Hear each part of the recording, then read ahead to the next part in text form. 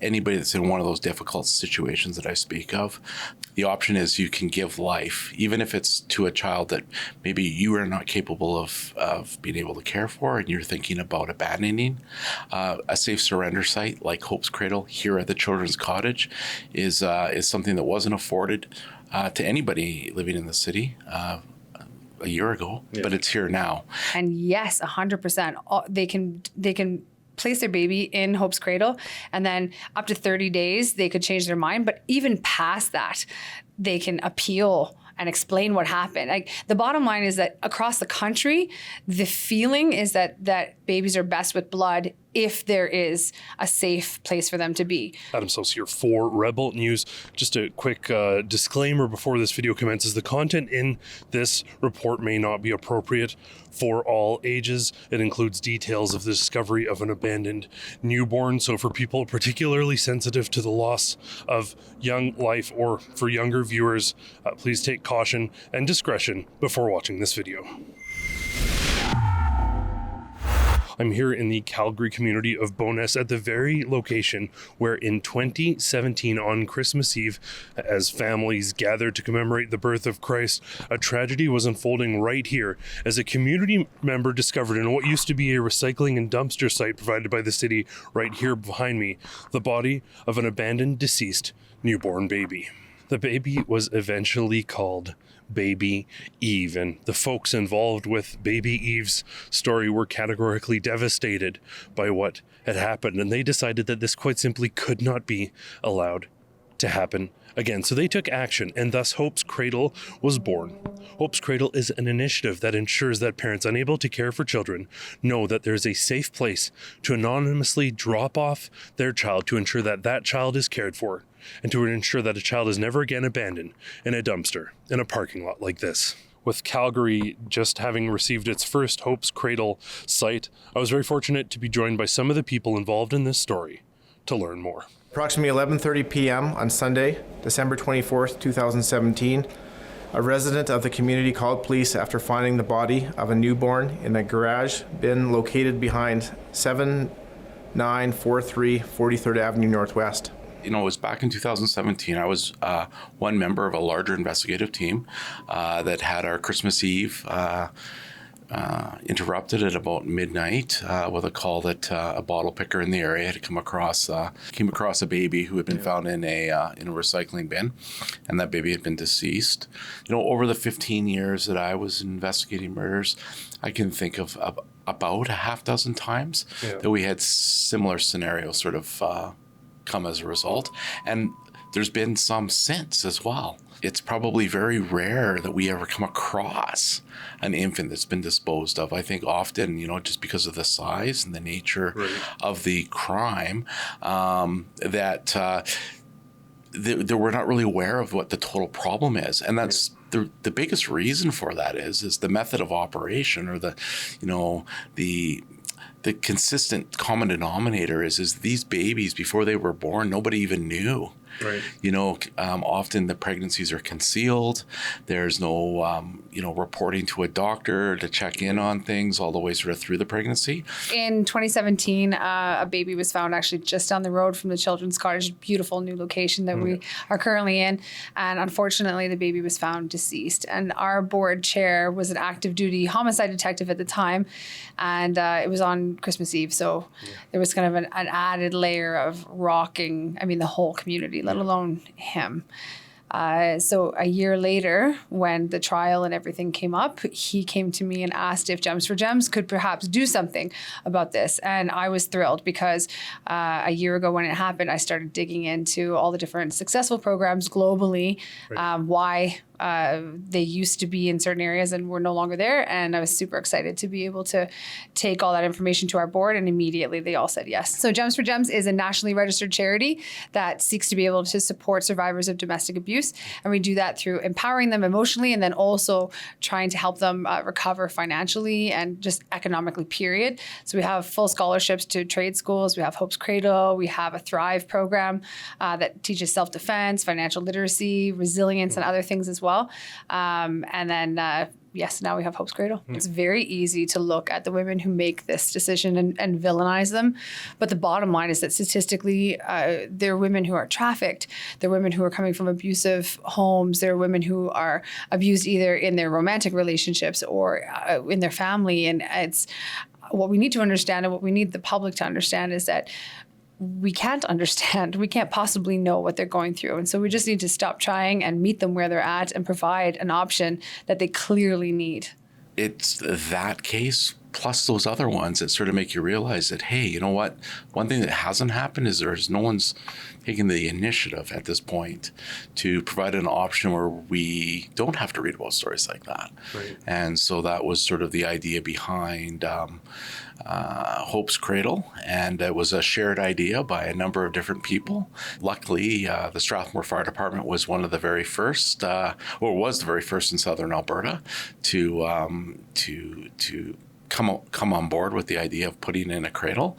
And since then, that idea has now spun into Calgary, which is fantastic because I think it really recognizes that, the good folks here at Children's Cottage recognizing that they could be a leader in this city, providing that option that wasn't here before. Baby Eve's story and the infants that came before Baby Eve, when you think back on them and then see sort of the legacy that they've left behind, I always say it's a real recognition that you're not too small to make a difference. Right. Even if you're here for just a short period of time, it's just a matter of stepping up and inspiring people. And she certainly inspired us, and that's why we have this beautiful cradle program here now in the city. Right now we have 4 cradles across Canada, but we want them everywhere. We want them a minimum in every quadrant in Calgary. We want them completely across Canada in that type of spacing. The bottom line is it is a when, not an if, the next baby is found in anyone's community. Right. And I know all of us want to be on the right side of that. This is a case that weighed heavily on the minds and hearts of not only investigators, but the larger community. Obviously, I think everyone's going to be on board with this, but I don't think there may be a reality for how often these things are being used. So they're there, but how often are babies surrendered? So it's really, there's kind of 2 answers to that. One side of things is until we have more cradles, we want to be pretty tight-lipped about our own, just because the anonymity piece is so very critical. Okay. We have to be grounded in the fact that we're competing with the only other anonymous options, which have been dumpsters and ditches and other things like that. So we really want every mother that could possibly be thinking about this to understand that we fully take that so seriously and we will protect their anonymity completely. That said, when we look at organizations like Safe Haven Baby Boxes, which have a lot of differences between us and them, but the baseline of creating a safe surrender location is the same. And so when you look at their work across the states, they've been able to save almost 5,000 babies. Wow. Yeah, and so what we know for sure is that for our cradles to be a success, they need to be absolutely everywhere. They need to be able to be accessible for everybody. Yeah. And the other thing too is that we're not just looking at the babies that are found right now as the numbers that we're looking to have placed in the cradles, because what we find is the discovery rate, but the actual abandonment rate is far higher. It's completely fluke when the babies are found. The babies are taken care of immediately. The cradles are all temperature controlled. There's a camera facing directly at the bassinet, so not at the door, but at the bassinet itself, so that immediately, as soon as the baby is placed in there, eyes are on them and making sure everything is okay. 911 is called immediately. Like, they have care within minutes. But the other thing I do want to be able to mention too is that the care for the mothers is there as well. So in each one of our cradles, and this is one of the things that makes us very different from the other options out there, is that Gems for Gems really looks at Hope's Cradle as an opportunity to be able to help the mothers as well. So it's kind of saving 2 lives in once, because the bottom line is that every other option that is an unsafe abandonment is a criminal act. So Hope's Cradle is not. So the mother is able to be able, and keeping in mind too that often trafficked women, abused women, they're able to move forward differently than what they would have if they had chosen the unsafe option, obviously. So there's also a package in there for the birth mother to be able to fill out a medical form and send back in. Also postnatal care for her, physical and mental health moving forward. Our psychologist, Nicole Bullock, is there to be able to help triage her and help her find the help that she needs, as well as there is a guided letter for her to be able to send in her last thoughts and sentiments to her baby, which is huge.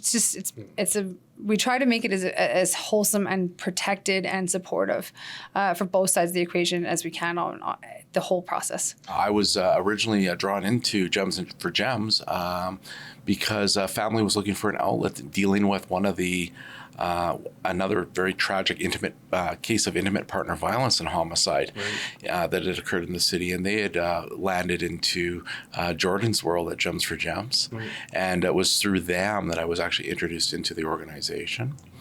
And it was an opportunity for me to look and think, okay, I've always been on the reactive side of things. Yeah. Maybe it's okay to be on the preventative side too. In fact, I think it's probably necessary. And so that's how I got drawn into the Gems for Gems organization. And then through that, became part of this community initiative that Gems for Gems came about. You know, it was amazing. The very first time this was brought up at a board meeting, I remember this sort of and unanimously across the table, everybody thought this would be a wonderful way of supporting our community in a different way, but also supporting women that really need support. And I don't think we can truly understand the complexities that are going on in the life of somebody who makes a decision to unsafely abandon a child. And so because our organization is so much about the empowerment of women, I also believe that this fits very nicely into that in its own separate way. I think my message would be, we have an option here now. There's an option that anybody that's in one of those difficult situations that I speak of, the option is you can give life, even if it's to a child that maybe you are not capable of being able to care for and you're thinking about abandoning. A safe surrender site like Hope's Cradle here at the Children's Cottage is something that wasn't afforded to anybody living in the city a year ago, but it's here now. And so, I would urge you to consider doing that. From here, once the child has been surrendered, the child will go into a foster system. And then from there, there'll be a placement for that child at some point in time. They're going to be able to grow up and live with a family who wanted a child that maybe couldn't bring one into their own life. And so you're really bringing life to two groups of people, one, the child, and then of course the parents that are going to come to love them. The bottom line is that there's no judgment at all. And one of the things that's so beautiful about the Children's Cottage is that a woman could surrender her baby and come in the very next day for help here, and the doors would be wide open.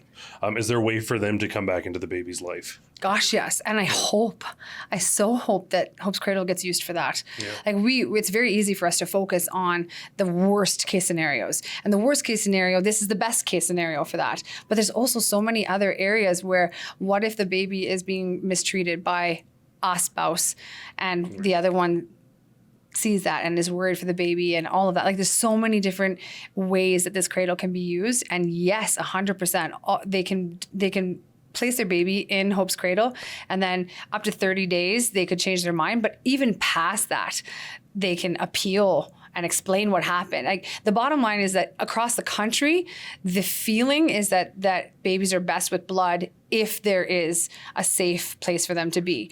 So that doesn't disappear. Yeah. And I hope everyone understands that. It doesn't have to just be used as a last case scenario. It can also be used as there's no other option right now. It is incredible that something so dark that occurred just blocks away from here has resulted in something so positive. So thanks for everything you've done. This really appreciate it. Thank you. As always, I want to thank everyone at home for tuning in. For Rebel News, I'm Adam Sos.